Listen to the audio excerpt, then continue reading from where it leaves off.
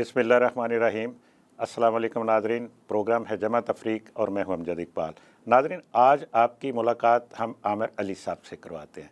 आमिर अली साहब चाइना के goodwill ambassador for CPEC and one belt one road हैं पाकिस्तान में।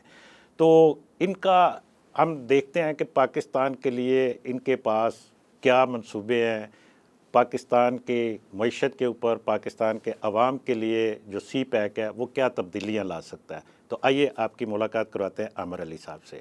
अस्सलाम वालेकुम। वालेकुम सलाम जी, कैसे हैं आप? ठीक हैं? ऑल वेल, अल्लाह का शुक्र। अच्छा, ये बताइएगा कि हमारे यहाँ पे पाकिस्तान में बहुत से लोगों को अभी तक सी पैक का पता नहीं है कि ये बेसिकली है क्या, प्रोजेक्ट क्या है। हम वन बेल्ट वन रोड उसका भी जिक्र सुनते हैं, सी पैक को बहुत ज़्यादा सुनते हैं, कहीं उसके ख़िलाफ़ भी बात सुनते हैं, कहीं उसके हक़ में भी सब बात सुनते हैं, लेकिन हमें बहुत से लोगों को अभी तक उसकी असल में ये प्रोजेक्ट है क्या, ज़रा थोड़ा सा इसका तारफ़ तो करवाइएगा। सिप पैक जी, बहुत शुक्रिया पहले तो अमजद साहब, मैं जी। आपने मुझे प्रोग्राम में बुलाया and I want to introduce myself being a goodwill ambassador for the belt and road initiative, जो बेसिकली सी पैक की मदर है। यानी कि सी पैक जो है ये चाइना पाकिस्तान इकोनॉमिक कॉरिडोर है, जिसका सबसे ज़्यादा इशू ये होता है चाइना पाकिस्तान इकोनॉमिक कॉरिडोर का कि ये एक फ्लैगशिप प्रोजेक्ट है जिस पे बेल्ट एंड रोड इनिशिएटिव एक और प्रोजेक्ट है चाइना का, जिसमें उन्होंने इंगेज किया है। They have engaged almost 68 countries of the world.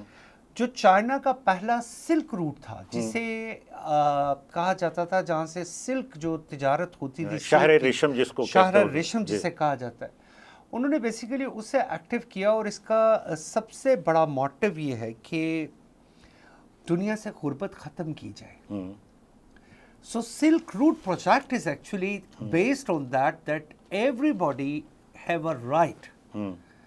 तो इसमें जो चेयरमैन शी जिनपिंग हैं, उन्होंने he have described in his way that prosperity for everyone, and this is a motive of chairman Xi Jinping. वो चाहते हैं कि पूरे दुनिया में पॉवर्टी खत्म हो, लोगों को चाइना से तो खत्म हो गई, उन्होंने ऑफिशियली अनाउंस कर दिया कि अब चाइना में कोई गरीब आदमी नहीं है। चाइना की चीज देखें, we will get on another track, लेकिन इस वक्त उनकी $16,000 पर एनम इनकम है। तो ये तो एक बड़ी बहुत बड़ी अचीवमेंट है। तो सर, इस तरह ही सिल्क रूट जो है, इसका ब्रेन चाइल्ड था बेल्ट एंड रोड इनिशिएटिव, और सी पैक जो है ये उसका एक फ्लैगशिप प्रोजेक्ट है। इसका पाकिस्तान को, लोग कहते हैं कि पाकिस्तान को फ़ायदा क्या है। अच्छा, नहीं, पहले तो ये बताइएगा मुझे कि ये बेसिकली जो सी पैक है क्या, मतलब इसमें क्या क्या इसके, एक तो हो गई जिसको हम कहते हैं जी कि जनाब ये वहाँ से चाइना के बॉर्डर से ग्वादर तक एक रोड है। हम आम तौर पे कि जी उसका जनाब हमें एक आम तासुर जो लोगों के ज़हन में है जी, उसका हमने टैक्स लेना है और हमें आमदनी होगी बस। लेकिन उसके साथ साथ मेरे थोड़ा सा इल्म है, डिफरेंट फेजेस हैं जी। सी पैक का पहला फेज जो था वो है इंफ्रास्ट्रक्चर बेस। इंफ्रास्ट्रक्चर बेस में आपने ज़्यादा काम करना है इंफ्रास्ट्रक्चर पे, यानी कि आपके पास रोड्स अवेलेबल हों, आपके पास पावर सेक्टर में उतनी पावर अवेलेबल हो कि जब चाइनीज़ यहाँ पे इंडस्ट्री मूव करें तो उनको इंफ्रास्ट्रक्चर में खामियां नज़र ना आए। हाँ, ठीक है। अब ये जो पहला फेज़ जो मुकम्मल हुआ है वो मोस्टली इसी तौर पे है। इसमें वेस्टर्न रूट है, सेंट्रल रूट है, ईस्टर्न रूट है, किस रूट पे कैसे किया जाएगा। फिर इन रूट्स के साथ इंडस्ट्रियल जोन्स बनने हैं। बिल्कुल ठीक है। फिर वो जब इंडस्ट्रियल जोन्स बनेंगे, नहीं ये इट इज 13 जो पहले अनाउंस्ड हैं, लेकिन एक्चुअली जो टोटल हैं that are 52। Yes. So we have to make sure that we are not still understanding the total concept of the CPAC, and especially the second phase of the CPAC, that what is the maximum benefit we can get. And the maximum benefit is, and in your second जो phase है B2B, business to business, in that business to business you have to do what, that you have to engage the local investors with Chinese investors to come up with a joint venture. और पूरी दुनिया में joint venture ही एक बहुत बड़ा subject है, जहाँ पे आके आप अपनी इंपोर्ट्स को कट लगा सकते हैं, आप अपनी एक्सपोर्ट्स बढ़ा सकते हैं। मैं चाहता कि एग्जांपल्स अगर आपके सामने, if I can put some examples to you, कि आज से 4-5 साल पहले पाकिस्तान में फ्लोर टाइल सारी इंपोर्ट हो रही थी। एक मास्टर वाले थे, एक शायद सोनेक्स वाले, there were not too many companies, but right now Pakistan have already fulfilled its demand for like up to 80 to 90% locally. Achha. So this bring up a cut for more than $3 billion to our imports. So this is one benefit you can get from the CPEC. Then it also have the agriculture side. Why not? China ने बहुत सारी चीज़ों को genetically भी produce किया है, China ने उस पर बहुत सी रिसर्च भी की है। आप आज भी अदरक और लहसुन, ये दो ऐसी चीज़ें, these two products you are importing from China and only from one province, and the total cost is like $3 billion plus. आप किस चीज़ पे रेवेन्यू दे रहे हैं? We are an agriculture country. आप यहाँ पे बड़े आराम से इसकी प्लांटेशन कर सकते हैं। It is equally very fertile for ginger and garlic. So why didn't we focus for that? China से आप एडवांस हाइब्रिड सीड पे बात कर सकते हैं, टेक्नोलॉजी पे बात कर सकते हैं, एंड दे आर विलिंग।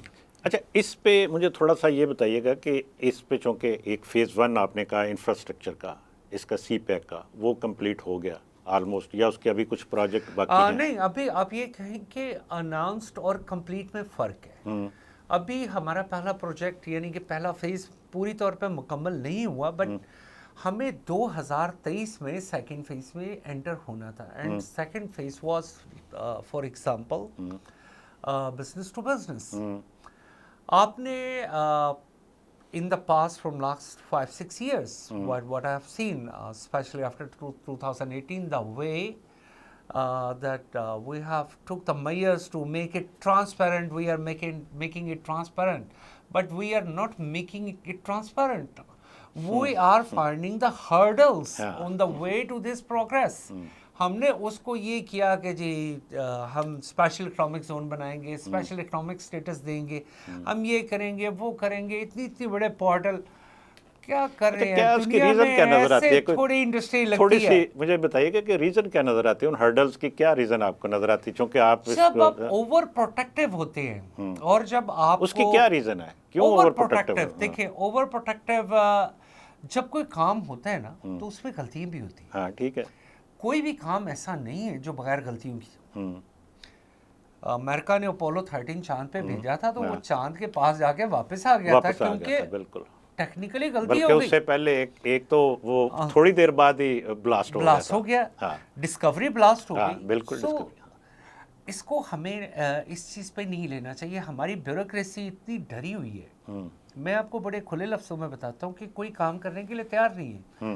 कैसे करें काम? अभी वो जब काम करते हैं, तो 2 साल बाद एक 21वें ग्रेड के ऑफिसर को जब बुलाता है नायब, और नायब उसे कहता है, हाँ जी आप ज़रा हमें वो वाला हिसाब दें, तो फिर तो इसका हल क्या नजर आता है आपको? कोई नजर आता है इसका कैसे काम कैसे होगा? एक मुहावरा है, बड़ा मशहूर मुहावरा है, मैंने अपने प्रोग्राम्स में ये कोट किया है। मैं दोबारा कहता हूँ कि कन्फ्यूशियस कहता है कि if the water is very clean the fish will die.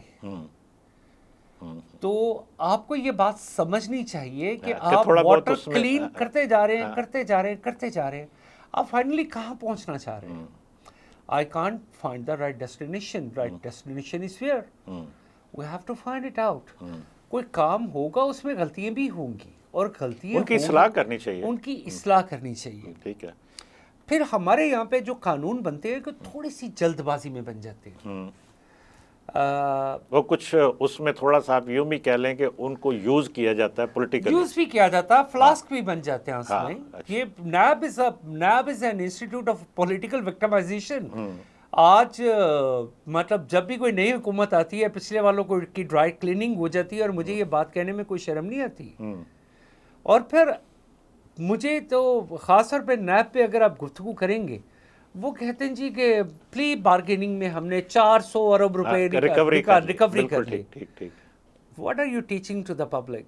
कि आप पहले करप्शन करें, उसके पास हमारे पास आएं और प्री बार्गेनिंग करें। बार्गेनिंग करें। अगर आपने बार्गेनिंग ही करनी है तो then don't call it an accountability. आप इसका मतलब है कि आप तो लोगों को बता रहे हैं कि जी ठीक है, आपने करप्शन करने का ये रास्ता आप 100 अरब रुपया कमा लें, उसके बाद हमारे पास आए, हमारे पास 25-30 अरब रुपए में मुक्का करें, उसके बाद आप जाएं, you got a clean chit, then you can go to buy an island. अच्छा आमिर साहब, ये अभी हम बात कर रहे थे कि जी कि हमारा जो फर्स्ट फेज़ है इसका जो इंफ्रास्ट्रक्चर का, उसमें कहा था आपने कि कुछ तो अनाउंस हो चुके हैं, कुछ कंप्लीट हो चुके हैं, और सेकंड फेज़ जो है उसमें हम एंटर होने वाले हैं या हो चुके बाई हम टाइम कह सकते हैं कि जी कि ये 1 साल लेट है बल्कि उसमें ऑलरेडी हम almost 2 years we are late by 2 years। Second phase में जो इन्वेस्टमेंट है, जो चाइना की तरफ से जो डायरेक्ट इन्वेस्टमेंट आनी है, जिसका आवाम को फ़ायदा होता है और जिससे हम ये बिजनेस टू बिजनेस है, जिसमें हम नौकरियां यानी कि अपनी स्किल्ड लेबर के लिए अपॉर्चुनिटीज़ पैदा कर सकते हैं। और मेरी ये बात याद रखिएगा कि जब भी एक डायरेक्ट एम्प्लॉयमेंट आप लेते हैं ना, तो उसके साथ इनडायरेक्टली 4 लोग एम्प्लॉय हो जाते हैं। बिल्कुल ठीक, ये कोई इकोनॉमी का एक असूल है। बिल्कुल ठीक है। तो उस असूल को देखते हुए मैं ज़ाती तौर पे ये समझता हूँ कि हमारा ख्याल है कि सीपैक जब सेकंड फेज में एंटर होगा तो ऑलमोस्ट 6 से 8 लाख डायरेक्ट एम्प्लॉयमेंट्स शुरू होंगी। और डायरेक्ट एम्प्लॉयमेंट्स के साथ जो इनडायरेक्ट एम्प्लॉयमेंट्स क्या होती हैं कि फिर हमेशा एक्टिव इंडस्ट्री के साथ पैसिव इंडस्ट्री लगती है। बिल्कुल ठीक बात है। और जब पैसिव इंडस्ट्री लगती है तो उस पैसिव इंडस्ट्री का स्कोप होता है लोअर लेवल पे चला जाता है। लोअर लेवल पे चला जाता है। ठीक है। और इसके बाद इसका थर्ड फेज है, and third phase is the transfer of technology. But we should be ready to ask the Chinese government that we need a certain technology in the certain area. हम उनसे बात करने के लिए, आप जब भी उनसे बात करते हैं, आप उनसे बात करते हैं एक स्मॉल इंसेंटिव की। हम उनसे डॉलर मांगते हैं, हम उनसे जब ये तो जब उनका डेलीगेशन आते थे तो मैं जब अपने यहाँ पे आके अपने करम फरमाओं से जब उनसे मिलवाता था तो वो पहला सवाल ही होता था कि डॉलर कितने आएंगे, पैसे कितने देंगे। अच्छा, इस पे चूँकि फ़ेज़ 1 की अभी हम बात कर रहे थे, फ़ेज़ 2 में जो कुछ आपने बताया बड़ी ज़बरदस्त और अच्छी उम्मीदें इससे वाबस्ता हैं, इस पे ज़रा डिटेल से भी बात करेंगे लेकिन एक ब्रेक के बाद। तो नाज़रीन, मुलाकात होती है एक ब्रेक के बाद। Welcome back. जी आमिर साहब, हम वक्फे पर जाने से पहले बात कर रहे थे कि फ़ेज़ 1 जो है सीपैक का वो आलमोस्ट कंप्लीट हो गया। उसमें चले कुछ प्रोजेक्ट अभी हैं, उसमें होने हैं, और कनेक्टिविटी की आपने बात की, वो काफ़ी हद तक बेहतर हो चुकी। फिर पावर प्रोडक्शन की पाकिस्तान में काफ़ी हद तक उसमें जो शॉर्टफॉल था पीछे, वो आलमोस्ट रिकवरी मैं समझता हूँ हो चुकी। इस वक्त जो डिमांड है वो हम पूरी कर सकते हैं, लेकिन आने वाले दिनों में जब आप बात करते हैं कि जी के B2B बिज़नेस टू बिज़नेस शुरू होगा चाइना के साथ, और आपने बताया कि 53 तकरीबन जो इंडस्ट्रियल जोन्स हैं, ठीक है, स्पेशल इकनॉमिक जोन्स हैं, वो तो पाकिस्तान में एक सनती इनकलाब भी आ सकता है। और उसमें लोग, जैसे आपने कहा कि चेयरमैन जो चाइना के सदर हैं उनका उनका एक विजन है कि गुर्बत ख़त्म की जाए। चाइना से तो गुर्बत, जैसे हमने पहले बात की थी, ख़त्म हो चुकी। अब अगर ये प्रोजेक्ट यहाँ पे पाकिस्तान में लग जाते हैं तो हमें ये उम्मीद रखनी चाहिए कि पाकिस्तान में भी गुर्बत ख़त्म हो जाएगी। बिल्कुल, आपको ये मैं समझता हूँ कि अगर हालात ना बदले, अगर हमारे किन हालात की आप बात कर रहे हैं, मुझे ये थोड़ा सा जियोपॉलिटिकल, ओके, जियोपॉलिटिकल हालात ना बदले और जिस डायरेक्शन में हम अभी चल रहे हैं, और जैसे आज भी एहसन साहब जो हैं उन्होंने कहा कि Pakistan will be with in the 10 most flourish economies of the world. मेरी अपनी एक स्पेकुलेशन है कि अप टू 2030 आप 15-16 की रेश में आ जाएगी। इस वक्त आपकी economy it's like travelling between $335 billion. बिल्कुल ठीक है। आउट ऑफ दैट आपका जो डेप्ट है it's like 30% of this total economy almost. अच्छा भाई, यानी अभी 70% हम, और ऑफ कोर्स आप देखिए, अगर दुनिया को देखा जाए तो अमेरिका की इकोनॉमी तो अपनी टोटल जीडीपी का 80% जो है वो डेब्ट में है। बिल्कुल। एंड जापान की इतनी बड़ी इकोनॉमी है, लेकिन उसके बावजूद उनकी डेब्ट की परसेंटेज बहुत ज़्यादा है। तो इनको ऐसे नहीं देखते। और फिर जैसे कहा जाता था कि जी ये सी पैक, ये कर्ज है पाकिस्तान पे, ये कर्ज एक है। बहुत बड़ा सवाल उठता है। ये इट इज़ नॉट अ कर्ज, इट्स नॉट अ डेब्ट ऑन पाकिस्तान। और जैसे Pakistan government always want to take an initiative by saying that it's a gift from the China government. It's not a gift. It's a win-win situation. It's a business deal. है, It's a business. बिल्कुल ठीक। Like China government want to move its industry to Pakistan. The reason is why. The first reason is Pakistan economically is very viable. Secondly, the position of Pakistan is very centralized. For example, if they have to ship out the goods from Shanghai and then all the way if they have to go to Dubai, so it will take like 18 days, 19 days, और जो freight charges हैं, जो उसके expense हैं, तकरीबन 14,000 miles travelling है। तो आप अगर गवादर पोर्ट से ये यूज करते हैं तो तकरीबन 4,000 तो आपको मैं I can set you some examples कि अगर आप वहां से करते हैं तो it's very near. It's like Oman की पोर्ट जो है सलाला, it's like a one day and Dubai is for 2 days, Qasr for Iraq for 3 days, Kuwait port is for 3 days।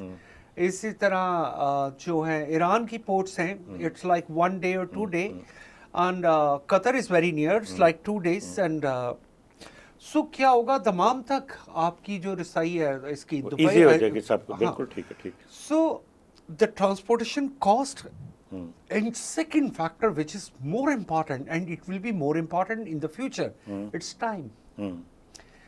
If it takes like 40 days for a ship to arrive from Shanghai to Africa, and it will take 7 days from Pakistan from Gwadar port to Africa. So what is more viable? Pakistan is more viable. So ये जो connectivity है, and secondly इस पे मैं बात करूंगा कि लोगों को इस बात की समझ नहीं आती कि ये जो गवादर पोर्ट है, it's a natural deep sea port for the mother feeder ship, for mother feeder ship, for not for a smaller ship.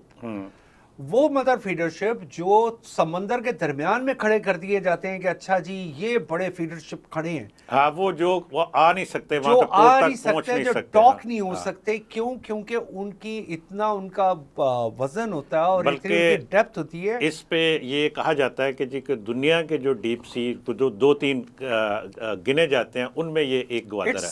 It's second. एक what I remember, मैक्सिको की जो पोर्ट है, it's one of the most deepest natural deepest sea port. और दूसरी second one is Gwadar. बिल्कुल। And then there is other ranking like most busiest is Shanghai and most transited is Singapore, and that's another scenario. But if we go for the natural deep sea port, this is Gwadar. So Gwadar have this advantage also. Geographically, it have the advantage. Geofinancially, it have the advantage. अच्छा, मैं थोड़ा सा इस पे, चूँकि हम geopolitical का आपने जिक्र किया, जियो फाइनेंसिंग का भी जिक्र आप कर रहे हैं, मुझे जियोपॉलिटिकल पे थोड़ा सा आप ये बताइएगा कि इसमें प्रॉब्लम्स कहाँ पे आ रही हैं। आपने कहा कि अगर जियोपॉलिटिकल सूरत-ए-हाल चेंज ना हुई तो हम ये सारा कुछ कर सकते हैं। ये बहुत ज़बरदस्त बड़ा पाकिस्तान के लिए तो एक मैं समझता हूँ कि ये मौजज़ा है और एक चांस है पाकिस्तान के अवाम के लिए, पाकिस्तान के लिए, कि आप अपने लोगों को गुर्बत से निकाल सकते हैं। तो फिर कौन सी प्रॉब्लम्स है जियोपॉलिटिकल जिनको हम समझते हैं कि हमारे रास्ते में रुकावट है? बहुत अच्छा क्वेश्चन है आपका। मैं अब आपसे सवाल करता हूँ कि ये दुबई लीक्स क्या है? अच्छा, वो इसी के साथ जुड़ी हुई है। सर मैं आपको रिलेट करता हूँ ना, वो कैसे जुड़ती है। वो इन्वेस्टमेंट जो दुबई में गई, जिसपे दुबई लीक्स बनी, पता नहीं, it's like $100 of billion, 400 billion dollar. लेकिन उसमें पाकिस्तान का शेयर तो टोटल $11 बिलियन का है। Sir 11 billion, 12 billion dollar, almost आप $12 बिलियन को क्या समझते हैं? अगर गवादर एक शहर बनता है और एक नया जदीद शहर बनता है तो it would be equally same with Dubai. तो वो $400 बिलियन की इन्वेस्टमेंट, जिसको एक आप पैराडाइज कहते हैं, पैराडाइज फॉर इन्वेस्टर्स, तो वो क्या शिफ्ट हो सकती है एक इधर। पैराडाइज की एक जो अम्ब्रेला है, पैराडाइज आ जाए अम्ब्रेला है, तो आप इसे ये ना समझे, ये तो मैंने आपको सिर्फ एक दुबई लीक्स की एग्जांपल दी है। There are a lot of other examples कि आप इसे कैसे कैटर कर सकते हैं। नहीं, ये दुबई लीक्स तो आप ये देखिए, मुझे फिर मैं थोड़ी सी वजाहत चाहूँगा कि दुबई लीक्स तो दुबई के खिलाफ जाती है। दुबई आज तक आपके FATF की ग्रे लिस्ट में है। इसी वजह से कह रहा हूँ ना कि वहाँ पे इतना अगर वो $400 खिलाफ बिलियन जाती है, अगर वो खिलाफ जाती है तो दुबई गवर्नमेंट को उससे कोई फर्क नहीं पड़ता। पूरी दुनिया अभी उन्होंने क्लैरिफाई किया इस पे, उन्होंने कहा जी कि हमारा जो फाइनेंशियल सिस्टम है उसमें बहुत ट्रांसपेरेंसी है और हम कोई यहाँ पे ब्लैक मनी अपने मुल्क में इन्वेस्ट नहीं होने देते। This is what they said, but I don't want to defend them, but I don't want to blame them. लेकिन मैं एक बात करूंगा कि अगर ऐसा ही है तो वो FATF से बात करें। There is already a financial action task force. ठीक है, ठीक है। तो they can get a better reply from FATF. I can't comment about it, but what I can comment that regionally, अगर आप ग्रे लिस्ट में हैं तो कहीं ना कहीं कुछ ना कुछ दाल में काला है। हाँ, अगर वो काला है तो उसे निकाल दें। अब उस काली दाल में से अगर $400 बिलियन की आपकी प्रॉपर्टी लीक्स निकल आई है, हाँ, ठीक है, तो ये दैट्स ओनली वन पॉइंट। बिल्कुल ठीक है। इंडस्ट्री अलग से है उसमें, बहुत कुछ है, देन बैंकिंग सेक्टर है व्हिच इज नॉट एक्सपोज्ड, और शायद एक्सपोज होगा भी नहीं। तो आप कहते हैं कि तो जियोपॉलिटिकली, सेकेंडली मैं इसको एंगेज करूंगा विद चाबहार के साथ। लोग इसे पाकिस्तान में मोस्टली कहते हैं चार बहार। अच्छा, मैं चाबहार पे अलग से, आप पूरा एक अगला सेगमेंट हमारा होगा उसमें, मैं सिर्फ इस पे, क्योंकि चाबहार में हमारा एक बड़ा टॉपिक है और उसमें स्पेशली जब हमारा दुश्मन जिसको हम कहते हैं कि यहाँ पे हमारे साथ हमेशा से वो मुखालफत की और जहाँ पे पाकिस्तान का मुफाद आया उसको नुकसान पहुँचाने की कोशिश किया उन्होंने, लेकिन उस पर और हम चाबहार पे अलग से हम इस पे अगले सेगमेंट में बात करेंगे। इस वक्त मुझे एक ब्रेक के लिए कहा जा रहा है, तो ब्रेक के बाद मैं थोड़ी सी बात इस पे जियोपॉलिटिकल जो सारा सिनेरियो है उस पे आगे चलते हम चाबहार के ऊपर भी बात करेंगे। तो नाज़रीन, मुलाकात होती है एक ब्रेक के बाद। Welcome back. जी आमिर साहब, हम वक्फे पर जाने पहले बात कर रहे थे कि CPEC के ऊपर जो हम आगे बढ़ रहे हैं उस पे जियोपॉलिटिकल जो असरात हैं वो किस तरह से हम उसमें रुकावट बन रहे हैं। फिर उसमें जो चाबहार का भी आपने जिक्र किया था कि वो इंडिया ने ले लिया ईरान से, लेकिन उससे पहले आपको याद होगा कि वहाँ पे चाइना ने एक बड़ी इन्वेस्टमेंट का ऐलान किया था और वो जो प्रोजेक्ट्स बहुत से थे इंडिया के, उनको ईरान ने रोक दिया था। लेकिन ये क्या हुआ कि जी कि दोबारा से चाबहार को इंडिया को दे दिया ईरान ने, और इसके पीछे क्या बात है और उसके पाकिस्तान के CPEC के ऊपर क्या असरात उसके ऊपर हुआ? कॉन्सिक्वेंसेस उसके जो, देखिए अक्सर लोग ये कहते हैं कि जी China have used an alternative route के, जो उन्होंने वाखान जो कि एक सॉफ्ट बॉर्डर मिलता है, इट्स लाइक 70 किलोमीटर का एक इलाका है जो कि चाइना के साथ अफगानिस्तान का बॉर्डर मिलता है, लेकिन ये वो इलाका था जहाँ पे ज़्यादातर मंगोल कौम आबाद थी और बहुत ही ट्रैकलेस रास्ता है। लेकिन इस पे प्रॉब्लम है कि जी कि जब आप अफगानिस्तान में एंटर होते हैं चाइना से, तो फिर आपको पूरा अफगानिस्तान क्रॉस करना पड़ेगा ना, तो अफगानिस्तान में तो हालात ही ठीक नहीं है। सर मैं वही बता रहा हूँ कि दिस इज अ मिसकंसेप्शन कि CPEC को काउंटर किया जा रहा है चाबहार के जरिए। Gwadar is no way near to Chabahar. Chabahar जो पोर्ट है वो एक फीडर पोर्ट है, वो एक मदर पोर्ट नहीं है। वहाँ पे एक छोटा जहाज लग सकता है, बड़ा जहाज और वो बड़ा जहाज नहीं लग सकता, और वो एक वाटर चैनल है। ठीक है, ठीक है। It's not directly a port, it's a water channel.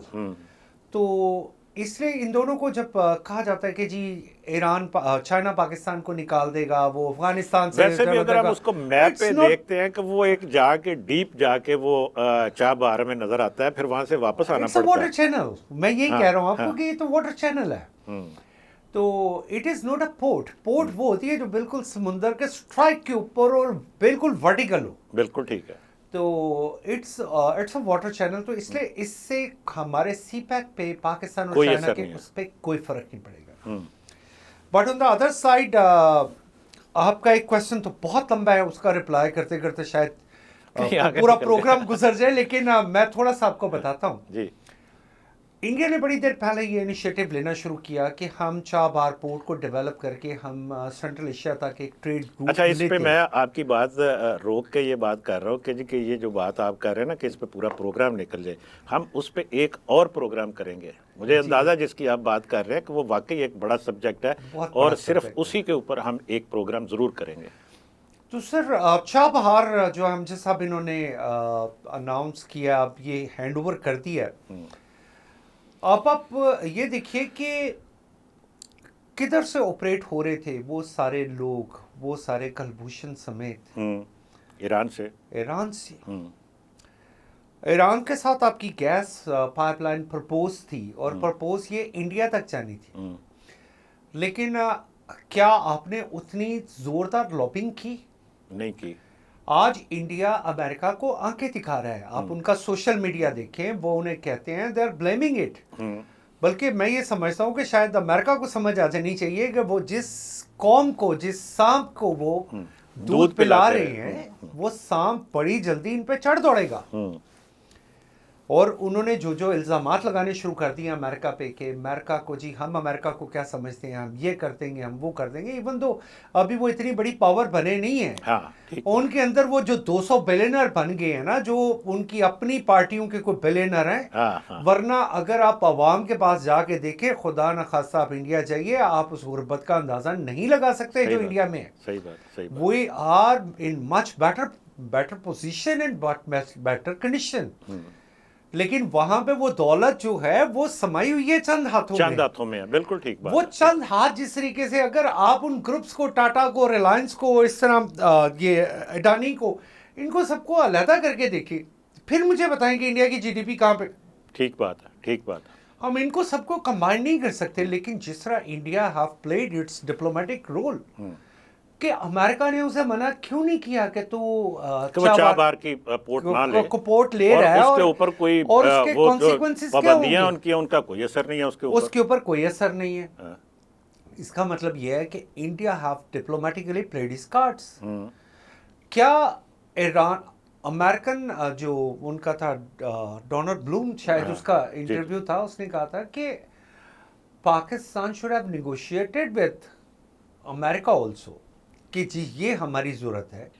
तो मैं इसको एक डिप्लोमेटिक फेलियर भी समझता हूँ। बिल्कुल ठीक बात है। बल्कि इस पे पाकिस्तान की तरफ से भी ये बात आई थी, उन्होंने कहा था कि हम अमेरिका को बताएंगे कि ये गैस, जब ये अभी पिछले दिनों की बात है कि मौजूदा गवर्नमेंट की बात कर रहे हैं, मतलब लेकिन बात यही है कि अभी तक बताया 15 साल से आप क्या बता रहे हैं, मतलब don't tell me this story. उन्होंने आपके दरवाजे पे ला के वो बोल्ट कसे हुए हैं कि जी खोले और आप सर गैस ले, पाइपलाइन इंडिया तक जानी है। ये IRI यानी कि ईरान पाकिस्तान इंडिया, बल्कि उसमें अफगानिस्तान का भी किसी हद तक वो तापी है, तापी दैट्स अनदर वन। ठीक। इसमें ये शामिल है, अगर आपको ट्रांजिट का $1-2 बिलियन एनुअली मिल जाता है, तो मुझे ये बताइए, जो लोग अक्सर कहते हैं कि जी हमने इंडिया से ये नहीं करना, वो नहीं करना, ओ भाई आप उसको गैस की ट्रांजिट दे रहे हो, चुप करके पैसे लो, अपनी जेब में डालो, और जेब में डाल के उसी से अपनी इकोनॉमी को, मतलब it will also help you. अब हमारे यहाँ पे बहुत सारे मुजाहिदीन हैं ना, उसमें से प्रोजेक्ट से खुद निकला था इंडिया, उसने कहा जी मुझे नहीं चाहिए। सर अभी भी कह रहे हैं वो चाहिए, उन्होंने फिर कहा हमें चाहिए। आपने अगर चाहिए आप उसको एंगेज करो, व्हाई डोंट यू? लेकिन ये तो उसी वक्त होगा ना कि जब कोई नेगोशिएट करेगा, जब टेबल पे बैठेंगे, जब की तरफ ट्रेड देखें जी। अब आपने इंडिया से प्याज तो मंगवा लिए हैं, हाँ, मेडिसिन पहले आ रही थी तो मुझे बताइए, अगर प्याज मंगवा ही लिए तो फिर आप बाकी चीजों को भी म्यूचुअली डिस्कस कर लें।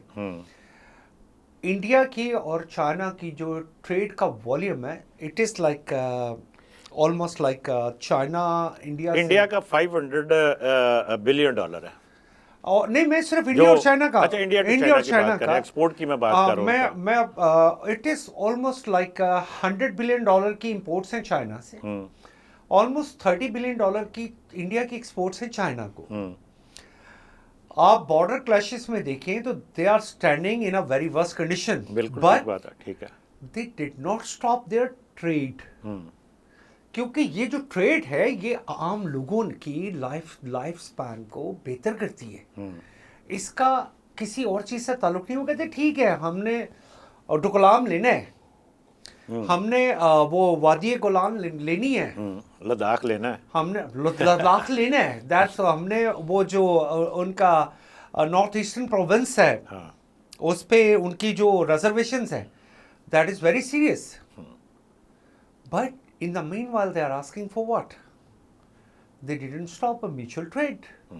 बल्कि इंडिया के अंदर एक कैंपेन चली थी चाइना के खिलाफ, लेकिन उसका वो कहते हैं कि जी कि वो वहाँ पे जो स्लोगन, जो कैप्स बेची जा रही थी कि बाइकआउट चाइना, हाँ, वो भी चाइना की बनी, वो मेड इन चाइना थी। तो ये सूरत हाल है, ये बात आपकी ठीक है। तो सर ये पाकिस्तान को ये जैसे हम अच्छा बाहर का इसका जिक्र कर रहे हैं, तो इसका पाकिस्तान को इनिशियली कोई नुकसान नहीं है, लेकिन तो पाकिस्तान को अब क्या करना चाहिए फिर? इसको कैसे तेज कर सकते हैं? इसको फास्ट ट्रैक पे डालना चाहिए इन चीज़ों को। क्या आपको कहीं कोई विल मौजूदा गवर्नमेंट की नज़र आती है कि इसको फास्ट ट्रैक पे डालें? विल जो है ना वो दो जगह पे होती है, आपकी स्टैब्लिशमेंट और आपकी गवर्नमेंट, ये दोनों इकट्ठे चलते हैं। आप कभी भी ये देखिएगा कि मैं ये बात अक्सर कहता हूँ कि आपने अक्सर सुना होगा pentagon have announce his policy. तो ये जब पेंटागन पॉलिसी अनाउंस करता है तो ये जीएचक्यू की पॉलिसी होती है, कोई और पॉलिसी होती है? उसे आप क्यों नहीं कहते कि Capitol Hill did not announce his policy? बिल्कुल ठीक है, वहाँ नहीं कहा जाता ठीक। आपके जो रिलेशंस हैं पूरी दुनिया में वो वहां पे हैं जहां पे आपके इंटरेस्ट कॉमन है, जहां आपके जियोलॉजिकल इंटरेस्ट कॉमन है, जहां आपके फाइनेंशियल इंटरेस्ट कॉमन है, वो आपके दोस्त थे। आपको इस बात को समझना चाहिए। हम इस बात को समझने में बहुत देर लगा रहे हैं कि हमारे कॉमन, हमने आज तक इंटरेस्ट क्या है और किस तरफ हमने चलना चाहिए। अच्छा, इस पे ना एक पॉइंट और आता है, एक चीज़ और, जैसे हम बात कर रहे हैं कि जी कि हमारे जो रीजनल और जियोपॉलिटिकल की हम बात की, इसमें रुकावटें हो सकता है, कुछ अफ़गानिस्तान की तरफ से हो, कुछ ईरान की तरफ से हो, किसी तरह इंडिया की तरफ से भी होगा।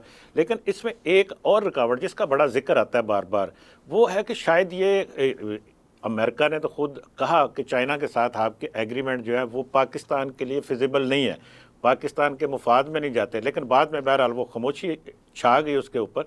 तो क्या अभी तक आपको ये रुकावट कहीं नज़र आती है अमेरिका की तरफ से? लेकिन इस पे आपने जवाब देना मुझे ब्रेक के बाद। तो नाज़रीन, मुलाकात होती है ब्रेक के बाद।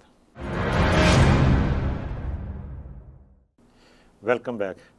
आमिर साहब, वक्फे पर जाने से पहले मैंने एक सवाल आपके लिए छोड़ा था कि सी पैक पे अमेरिका की नाराज़गी की क्या वजूहत है और क्या हम उस दबाव में हैं? हम डेफिनेटली जी उस दबाव में हैं, पर उसके अगेंस्ट इंडिया के साथ मिलके और क्वाड कंट्रीज़ के साथ मिलके और अरब कंट्रीज़ के साथ मिलके, इवन यहाँ तक कि आपको मैं एक चीज़ बताता हूँ कि फिर पैरेलल एक शुरू किया गया स्पाइस रूट। बिल्कुल ठीक बात है। स्पाइस रूट को लास्ट जो ईयर और उसके बाद इत्तेफाक से मिडिल ईस्ट में जंग शुरू हो गई। अब मैं आपको एक इत्तेफाक है कि आप देखिएगा कि अक्का पोर्ट जो है इसराइल की सबसे बिजिएस्ट पोर्ट है, अक्का पोर्ट का कंट्रोल इंडिया की कंपनी अडानी साहब की जो कंपनी है उसके पास है। बिल्कुल ठीक बात है, ठीक है, उसके पास। अच्छा, एक सॉरी मैं वजाहत थोड़ी सी कि एक इसराइल की पोर्ट का वन बेल्ट वन रोड के तहत वहाँ पे ये भी न्यूज़ आई थी कि चाइना ने भी ले लिया वहाँ पे। नहीं, नो वो कोई रूट ऐसा नहीं है जो इसराइल को टच होके गुजर रहा हो। ओके, ठीक है, यानी ये फिर ये स्पाइस का ही होगा सारा सिलसिला। बिल्कुल ठीक है। डेफिनेटली अगर one belt one road initiative, जिसका के initial budget is like for $1280 billion, the China government is supposed to spend $1280 billion to connect all these countries and bring a revolution. And this revolution is for the public. और वो कहते हैं कि local resources को इस्तेमाल किया जाए, local लोगों के लाइफस्टाइल को बेहतर किया जाए।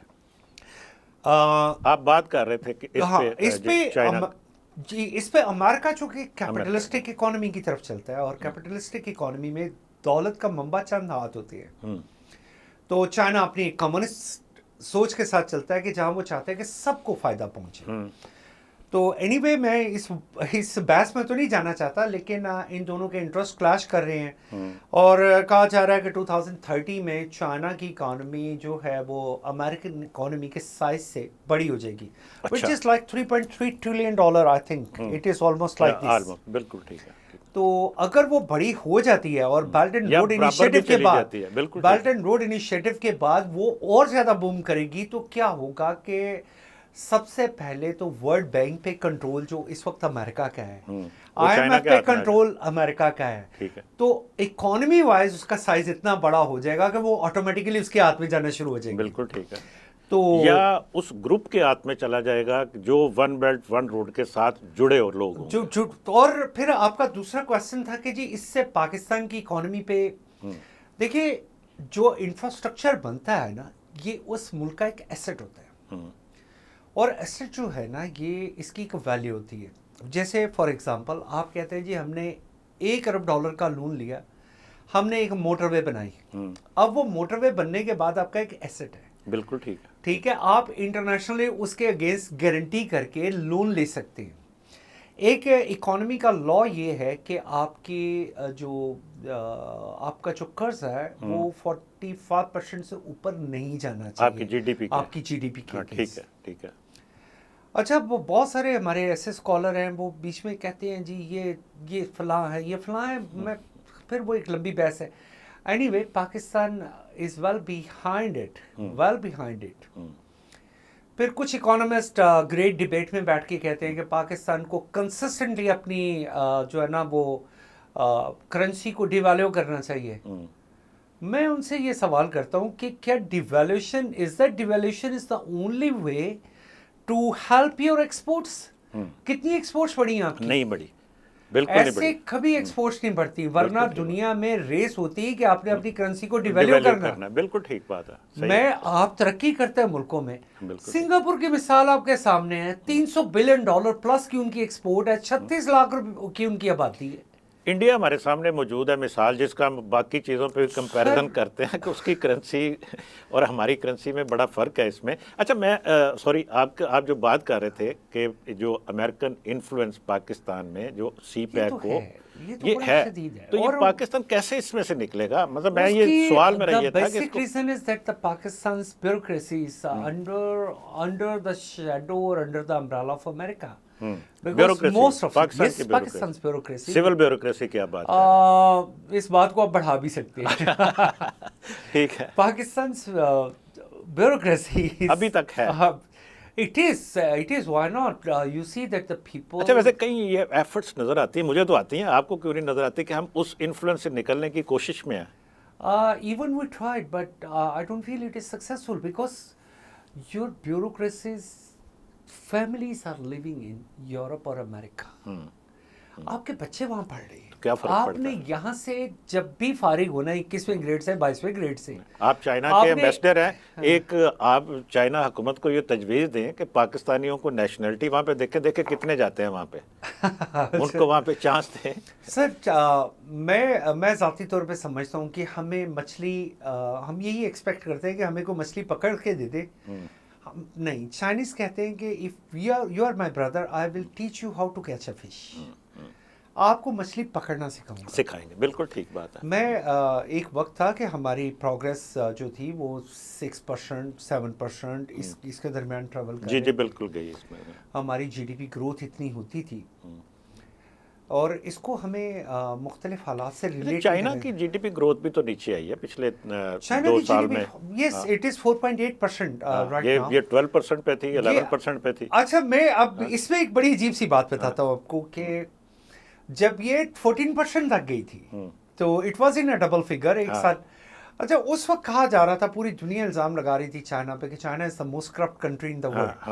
अच्छा, उन्होंने ये नहीं किया था, उन्होंने क्या किया था, ब्यूरोक्रेटिक प्रॉब्लम्स को साइड पे रख दिया था। बिल्कुल ठीक है। उन्होंने कहा था कि अगर आपको कोई प्रोजेक्ट इनिशिएट करना है ना तो you just go for that.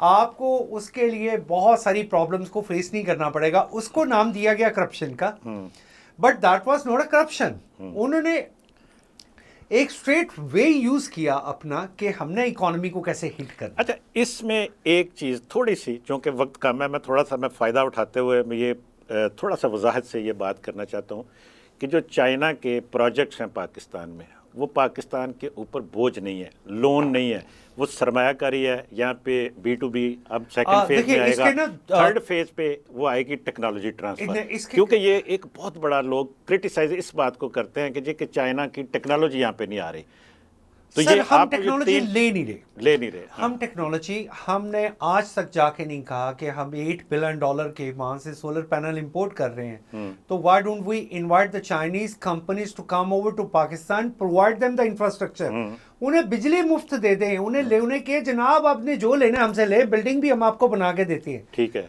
आप $8 बिलियन की उस ब्रैकेट को अगर माइनस कर देते हैं तो पाकिस्तान किस लेवल पे होगा? आप मैसेज मैं आपका चाहता हूं कि पहुंचे जहां पे। Message is for my for the planning division, what they are doing, I don't know, what is their objective, how do they know what is the way for industrialization, they don't know anything। कहीं कोई खौफ है यहाँ पे local कि जी कि ये technology, ये इन्वेस्टर आ जाएंगे यहाँ पे? Incompetency is the basic reason. Otherwise यहाँ पे जितने मर्जी बड़े फाइनेंशियल प्लानर को बैठा लें, वो मुझसे बैठ के बात कर लें।